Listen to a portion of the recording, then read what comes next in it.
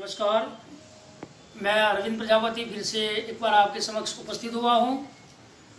कक्षा 12वीं विषय हिंदी, तीसरा काव्य है कान्हा भये बस बांसुरी के। कान्हा भये बस बांसुरी के। इस कविता के रचयिता है कवि रसखान।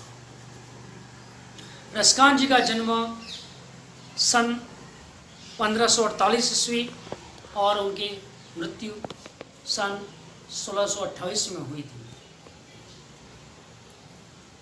रसखान का असली नाम सैयद इब्राहिम था। रसखान का असली नाम सैयद इब्राहिम था। उनका जन्म दिल्ली के एक संपन्न पठान परिवार में हुआ था।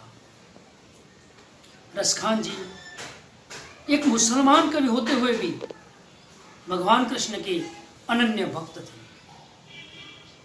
इस मुसलमान कवि की कृष्ण भक्ति अद्भुत और सराहनीय है। उनकी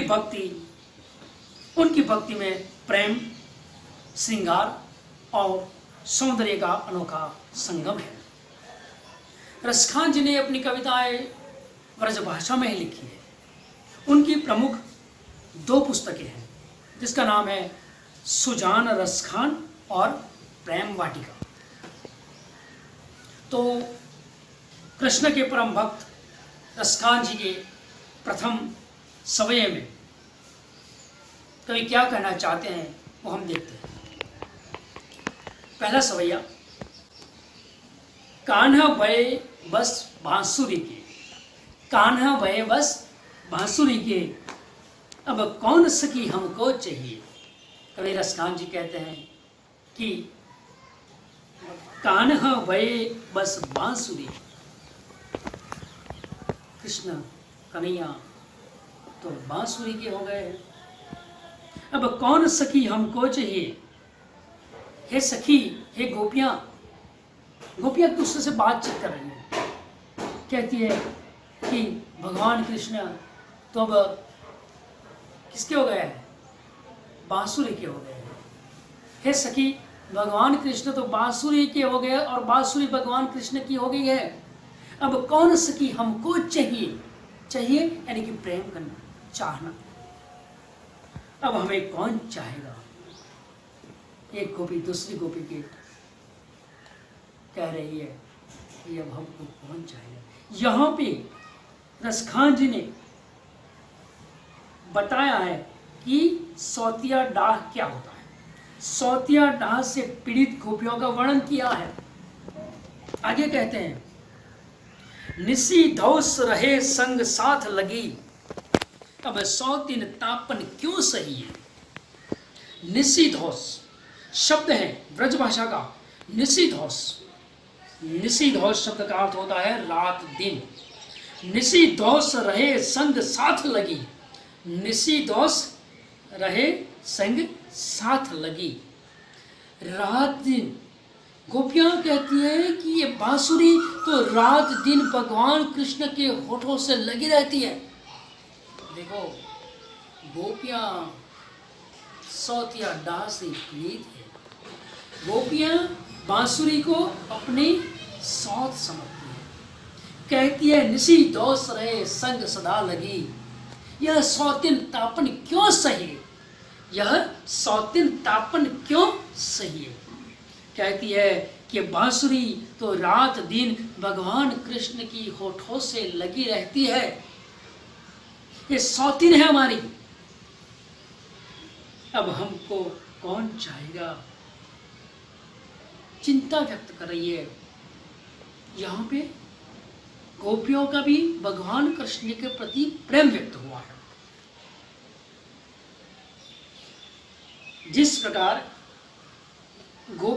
जो मुरली होती है, बांसुरी होती है, भगवान के होठों से लगी रहती है, उसी प्रकार गोपियां भी भगवान कृष्ण के साथ रहना चाहती है।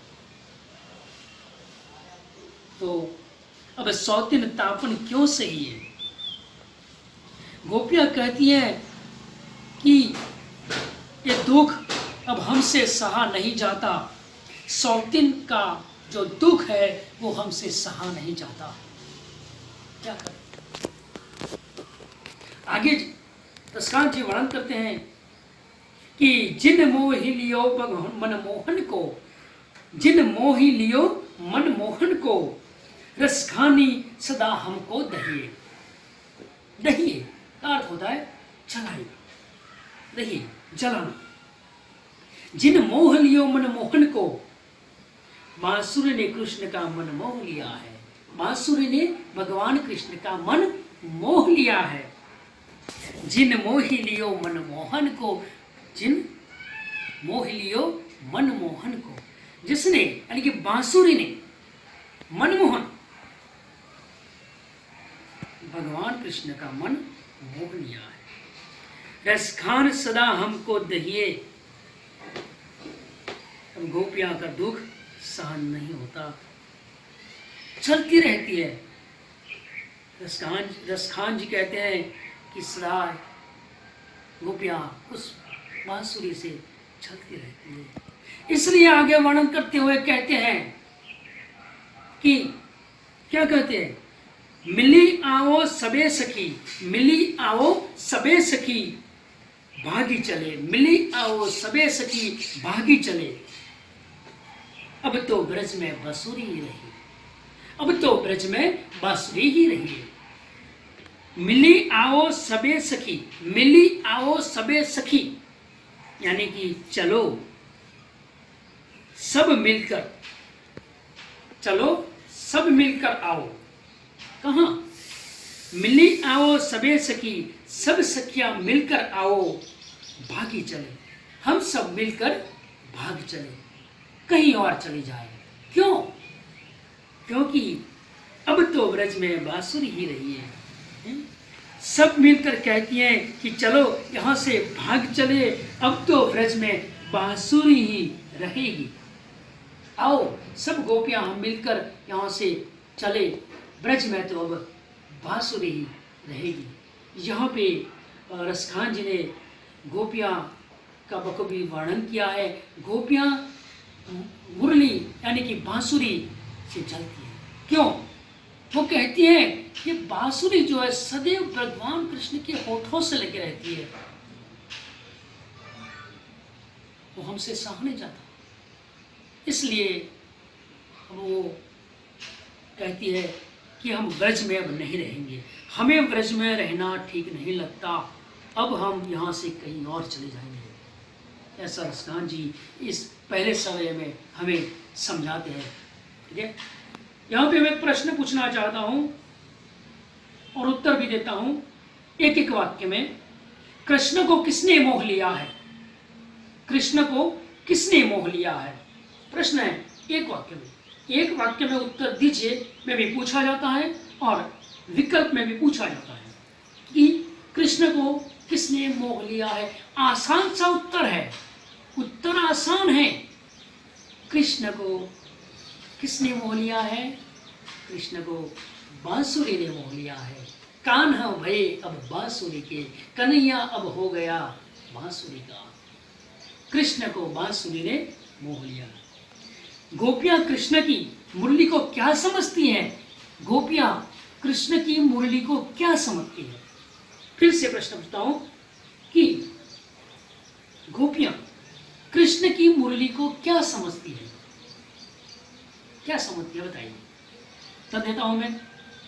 गोपियां कृष्ण की मुरली को अपनी सौतन समझती है। ठीक है, यहाँ पे हम पहला सवाल खत्म करते हैं। नमस्कार।